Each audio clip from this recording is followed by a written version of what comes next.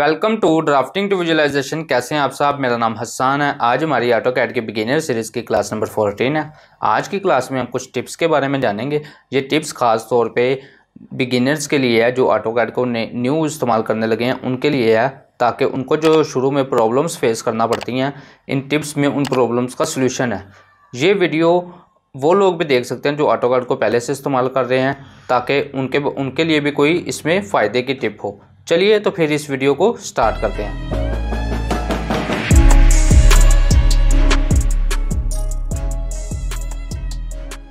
जो सबसे पहली टिप है वो है स्पेस बार। हम अपने जैसे ही कोई कमांड लगाते हैं एल एंटर, जब भी हम एंटर का लफ्ज़ इस्तेमाल करता हूँ मैं, तो एंटर के लिए हम अपने स्पेस बार का भी इस्तेमाल करते हैं। इस ऑटोकैड में जो स्पेस बार है वो मेन एंटर बटन के तौर पे इस्तेमाल होती है।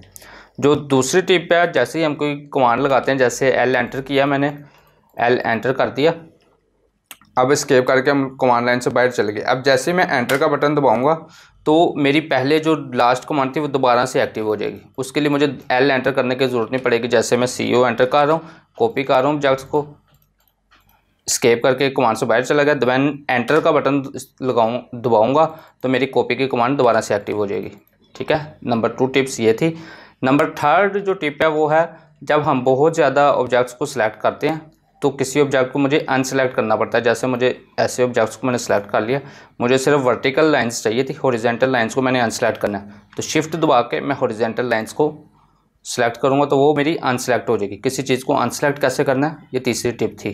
चौथी जो टिप है वो है ऑब्जेक्ट स्नैप। ऑब्जेक्ट स्नैप क्या होता है? जैसे मैं कोई कमांड लगाता हूँ, जैसे एल एंटर किया, तो ये मेरा एक ग्रीन कलर का बॉक्स एक एंड पॉइंट पे पिक कर रहा है, इसको हम ऑब्जेक्ट स्नैप बोलते हैं। देख रहे हैं, जैसे ये मिड पॉइंट पे पिक करेगा, मिड पे ट्राइंगल बनती हुई आ गई है। ऑब्जेक्ट स्नैप की जो शॉर्टकी है वो F3 है। ठीक है, अब ये देख रहे हैं नीचे कमांड लाइन में आपका ये ऑब्जेक्ट स्नैप ऑफ लिखा हुआ आ रहा है। ठीक है, अब जैसे मैं कोई चीज़ को सिलेक्ट करता हूँ, जैसे एल एंटर किए, इस पॉइंट को मैं पिक कर रहा हूँ, तो मेरा यहाँ पे कोई ऑब्जेक्ट इस पॉइंट को पिक नहीं कर रहा। जैसे ही अब मैं F3 दबा के अपने ऑब्जेक्ट स्नैप को ऑन करता हूँ, तो अब कमांड लगाता हूँ, एल एंटर किया, देन ये देख रहे हैं ये पिक कर रहा है। ऑब्जेक्ट स्नैप भी बाज़-औक़ात लोग ऑफ करके भूल जाते हैं कि इसको ऑन किस तरह से करना, उसकी शॉर्टकी F3 है। ऑब्जेक्ट स्नैप से आगे चलते हैं तो हमारी 5वीं जो टिप है वो है हम अपनी ड्राइंग को जूम इन और जूम आउट किस तरह से करते हैं। तो उसके लिए हम माउस के स्क्रॉल बटन का इस्तेमाल करते हैं। माउस के स्क्रॉल बटन को ऊपर की तरफ करें तो जूम इन होगा, नीचे की तरफ स्क्रॉल करें तो जूम आउट होगा। हमारी जो 6वीं टिप है वो है हमारी UCS की। बाज़ औक़ात ये देख रहे हैं UCS हमारा ये होता है X एक्सिस और Y एक्सिस, इनको हम UCS बोलते हैं। बाज़ औक़ात हमारे काम करते हुए ये हमारी ड्राइंग्स के बीच में आ रहा होता है, हमें डिस्टर्ब कर रहा होता है। इसको हमने एक कॉर्नर पे होल्ड किस तरह से करना है, उसकी शॉर्टकी है Alt+V+LUR। जैसे मैं Alt+V+LUR करता हूँ तो ये देख रहे हैं ये मेरा UCS कॉर्नर पर आ गया। अब ये कमांड काम किस तरह से करते हैं, जैसे मैं आल्ट एंटर करता हूं तो मुझे मेन्यू बार में देखें, जैसे मैं व्यू में जाने के लिए V को एंटर करूंगा। ठीक है, अब इसी तरह डिस्प्ले में जाने के लिए मैं L एंटर करूंगा। ठीक है, और UCS में जाने के लिए U एंटर करूंगा, क्योंकि इसके नीचे टिक आ रहा है, देख रहे U के बटन के नीचे, तो ये मेरी शॉर्टकी U हो जाएगी। U में जाऊँगा और R का मतलब होता है ओरिजिन, तो ये ओरिजिन पर सेट हो गया। इस तरह से ये Alt+V+LUR काम करती है। उससे आगे चलें, जो हमारी 7वीं टिप है वो हमारी पैन है, कि हम अपनी ड्राइंग को राइट लेफ़्ट किस तरह से मूव कर सकते हैं। उसके लिए हम माउस के स्क्रॉल बटन को प्रेस करते हैं तो राइट लेफ़्ट अपनी ड्राइंग को मूव कर सकते हैं। बाज़ बार जूम इन करके हम काम कर रहे होते हैं तो इस बेड से इस बाथरूम की तरफ मूव करना होता है, तो इस तरह से हम मूव करते हैं। 8वें नंबर पर जो टिप है वो हमारी सिलेक्शन की टिप है। सिलेक्शन क्या होती है ऑटोकैड में, हम जैसे ही माउस क्लिक करके ग्रीन विंडो के ज़रिए एक सिलेक्शन होती है कि जो चीज़ हमारी ग्रीन विंडो में आ रही है वो हमारी सिलेक्ट हो जाएगी, और एक सिलेक्शन होती है कि हम क्लिक करके इस ब्लू विंडो के ज़रिए सिलेक्ट करते हैं। इन दोनों में फ़र्क क्या है, देख रहे हैं ये ग्रीन विंडो से मैं जो चीज़ सेलेक्ट कर रहा हूँ वो मेरी सब सिलेक्ट हो रही है, और ब्लू विंडो से जो चीज़ मैं सिलेक्ट कर रहा हूँ, जो ब्लू विंडो के दरमियान में, जो ब्लू विंडो के बीच में जो चीज़ आएगी वही सिलेक्ट होगी। जैसे देख रहे हैं अब ये दरवाज़ा ब्लू विंडो के बीच में है। अब इसकी एक एग्जाम्पल देखते हैं, जैसे ये क्या चीज़ मैं बताऊँ, जैसे ये TV वॉल्स हैं दोनों। ठीक है, इनको इस तरह से मैं सिलेक्ट करता हूँ तो ये TV वॉल्स के साथ मुझे दीवार भी सिलेक्ट हो रही है। मैंने सिर्फ TV वॉल्स को सिलेक्ट करना है। अब मैं ये इस विंडो से सिलेक्ट करता हूँ तो ये देख रहे हैं मेरी सिर्फ TV वॉल्स सिलेक्ट हुई है, वॉल मेरी नहीं सिलेक्ट हुई। इस तरह से आपने सिलेक्शन करनी है। बाज़ औक़ात ये बहुत फ़ायदेमंद है, जैसे मुझे सिर्फ इसको ख़त्म करना है, इस तरह से मैं सिलेक्शन करता हूँ। ब्लू विंडो के ज़रिए। ब्लू विंडो के दरमियान में जो चीज़ आएगी वो ही सिर्फ सिलेक्ट होगी, सिलेक्शन ये चीज़ होती है। उससे आगे चले जो हमारी 9वीं टिप है वो है हमने अपनी ड्राइंग को सेव किस फॉर्मेट में रखवाना। हम अगर 2021 में या जिस वर्जन में भी काम करें, हमने कोशिश करनी है उसको लोएस्ट वर्जन में सेव करवाया जाए, क्योंकि लोएस्ट वर्जन की फ़ाइल हमारे हाईएस्ट वर्जन में ओपन हो जाती है। हाईएस्ट वर्जन में जो हमने सेव करवाई होती है चीज़, वो हमारी लोएस्ट ऑटोकैड के वर्जन में सेव नहीं होती। इसलिए हमने कोशिश करनी है ऑप्शंस में जाके कि अपनी ड्राइंग को ऐसे ओपन एंड सेव में जाना है। तो यहाँ पे आपने इसको लोएस्ट वर्जन में 2010 DWG में मैं अप्लाई करके सेव करवा देता हूँ। अब जब भी मेरी फ़ाइल सेव होगी वो लोएस्ट वर्जन में सेव होगी।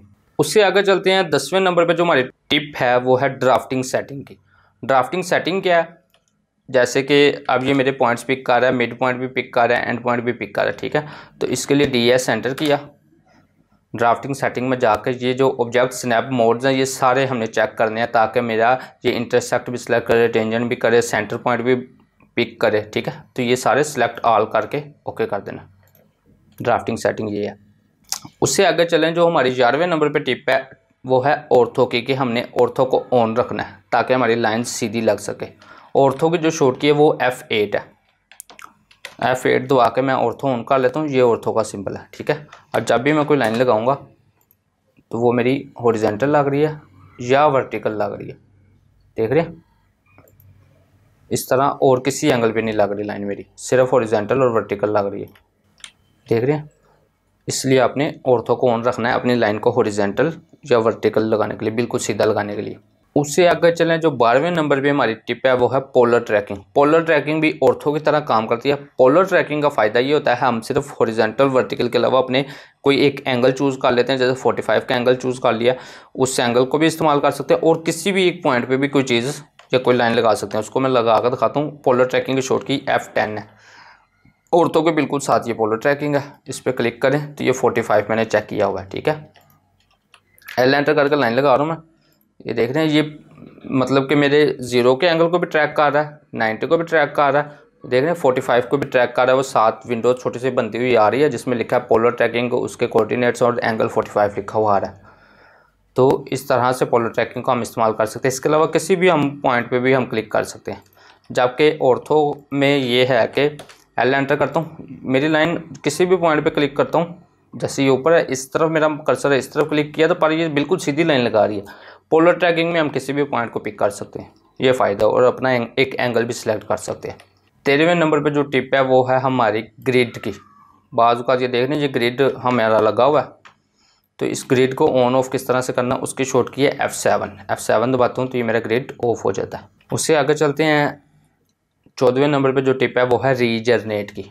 रीजनरेट क्या होता है, बाज़ औक़ात हम काम कर रहे होते हैं और चीज़ें हमारी ना काफ़ी दूर चली जाती हैं, इधर उधर फैल जाती हैं। तो बाज़ औक़ात हम इस तरह से ड्राइंग को मूव कर रहे होते हैं तो ड्राइंग एक जगह पे, पेज एक जगह पे रुक जाता है, मूव नहीं होता। तो क्योंकि ये एक पेज पे हम काम कर रहे हैं, ये जो हमें नज़र आ रहा है एक पेज है, इस पेज के जो है अनलिमिटेड है इसकी स्पेस, तो बाज़ औक़ात ये यहाँ पे रुक जाता है, ऊपर नीचे नहीं जाता। तो उसके लिए हम रीजनरेट करते हैं, RE इसकी शॉर्ट की है, रीजनरेट पेज हो जाता है। जैसे रीजनरेट करता हूँ तो फिर मैं कहीं पे भी मूव कर सकता हूँ। और उसके अलावा बाज़ औक़ात ये जैसे डोर लगा है, कर्व लगी है, जैसे ये एक चेयर पड़ी हुई है, इनके कर्व्स के एजेस जो है ना बिल्कुल सीधे हो जाते हैं, उनको भी राउंड करने के लिए मैं रीजनरेट करता हूँ पेज को, तो वो राउंड हो जाते हैं। अभी इस चीज़ की समझ नहीं लग रही, बाज़ औक़ात आपको ये प्रॉब्लम्स फेस करनी पड़ेगी, तो आपने ये याद रखना है रीजनरेट की ऑप्शन। एक जो टिप है वो है कि एक फ़ाइल से हम दूसरी फ़ाइल में किस तरह से मूव कर सकते हैं। 15वें नंबर पर टिप है, जैसे कि ये एक फ़ाइल है, इससे मैंने किसी दूसरी फाइल में जाना है तो Ctrl+Tab इसकी शॉर्ट की है, ये दूसरी फाइल में आ गया। ये ऊपर देख रहे हैं रेक्टेंगल से मैंने ड्राइंग 1 में आना है, यहाँ से भी आ सकते हैं, विंडो में जाके इधर से भी जा सकते हैं, और इसकी शॉर्ट की Ctrl+Tab है, ठीक है। Ctrl+Tab एक फ़ाइल से दूसरी फाइल में जाना। और जो आखिरी टिप है मेरी 15वें नंबर वाली, वो है कंट्रोल की जो शॉर्ट कीज़ होती हैं, जो ऑटोकैड के अलावा किसी भी सॉफ्टवेयर में सेम होती हैं। जैसे Ctrl+Z अंडू के लिए, Ctrl+A सेलेक्ट ऑल के लिए, Ctrl+P प्रिंट के लिए, Ctrl+S सेव के लिए। इस तरह से ये जो सारी टिप्स कंट्रोल के जो शॉर्ट कीज़ हैं वो ऑटोकैड में भी बिल्कुल उसी तरह काम करती हैं। जैसे ये मैं दूसरी फाइल में गया, यहाँ से Ctrl+C किया, कॉपी किया, तो ड्राइंग 1 में ला के पेस्ट कर दिया, Ctrl+V पेस्ट की। इसी तरह Ctrl+V वाली भी सारी जो शॉर्ट कीज़ हैं वो AutoCAD में भी काम करती हैं। आज की वीडियो में बस इतना ही। आई होप आज की ये वीडियो आपके बहुत से डाउट्स को क्लियर कर पाई होगी, बहुत सी प्रॉब्लम्स का सॉल्यूशन होगा इस वीडियो में। वीडियो अच्छी लगी तो लाइक करें, शेयर करें और चैनल को सब्सक्राइब करें। Thank you so much.